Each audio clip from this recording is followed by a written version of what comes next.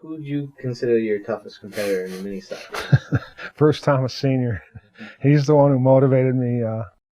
He won a lot of races in the Sunday races.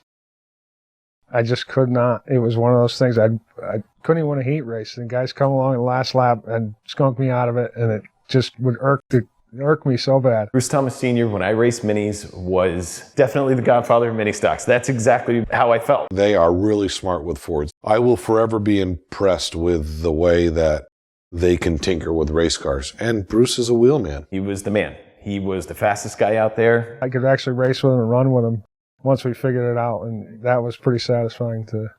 Because they had their stuff together for years. They knew the Mustangs when they started. You know, everybody else was messing around, experimenting, and they right out of the gate knew what they were doing. That was the car everybody had, except the Nissan was fast. Karns was in that car and doing really well. When I ran a mini stock, I raced out of Karns' garage. We became pretty close. Jeff taught me how to weld. Very structured. They had their checklists.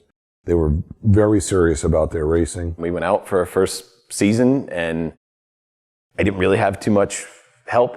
My dad actually said to me, he said, if you can prove to me that you really want to do this, then I'll give you a hand. So I proved to him, and I think we finished 10th in points that season. And then my dad came on board, a bunch of knowledge from him. Dan would throw a couple 20s in an envelope and pin it to the wall and say, hey guys, go get McDonald's tonight. That Nissan, they were on top of their game because it was a Mustang world. Once we got it and we kind of figured it out, it was pretty cool to be a little bit different, and I guessed at my own setup and it worked. Oh, that's when Dan Darnstaedt and Jeff Karns, they slugged it out for the championship. And that was a good heated competition.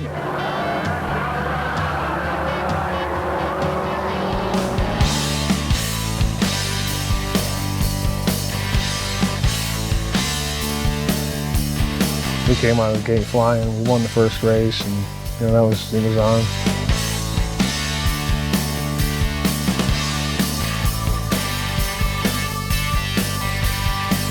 We won a lot of races, and that was really what was on our mind then, was winning races. We hadn't even thought about a championship till later in the season. About halfway through was the time that it kind of clicked that we were always together. They always started us in the back, and there was full field of minis, and we both would battle right to the front.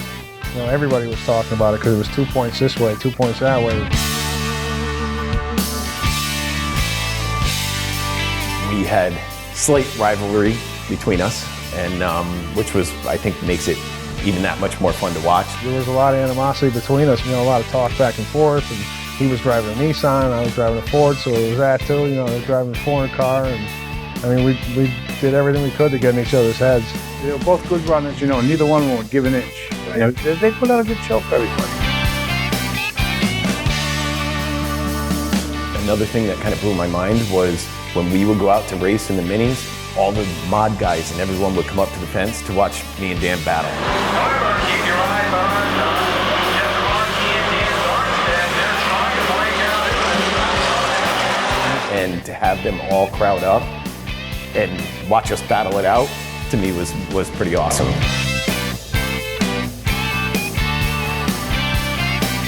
With his third place finish, Karns wins the mini stock championship by 2 points over Dan Darnstaedt. Jeff, congratulations. You're the new mini stock champion for the 1995 season. Tough year. It was a good battle right down the end.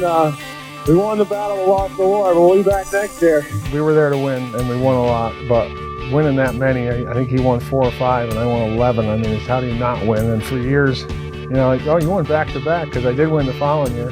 And I'm like, no, I didn't win back to back. As hard as it is to relive that, everybody reminds you. It felt like we earned it and didn't get it the year before, and we went back the next year, and there was you weren't going to stop us. 97, Jeff Miller. Him and I battled all year for Rookie of the Year, and he ended up getting it. He was pretty tough. Jeff Miller was a very smart kid. There's a lot of them. There's Rob Olowski. He was great.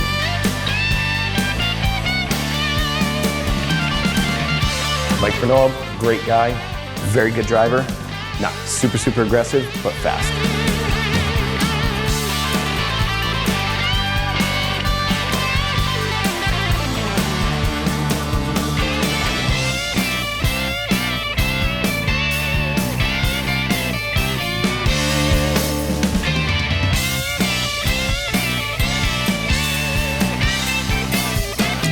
we had Jigalewski. They were all smart guys, and they knew how to make a car get around the track.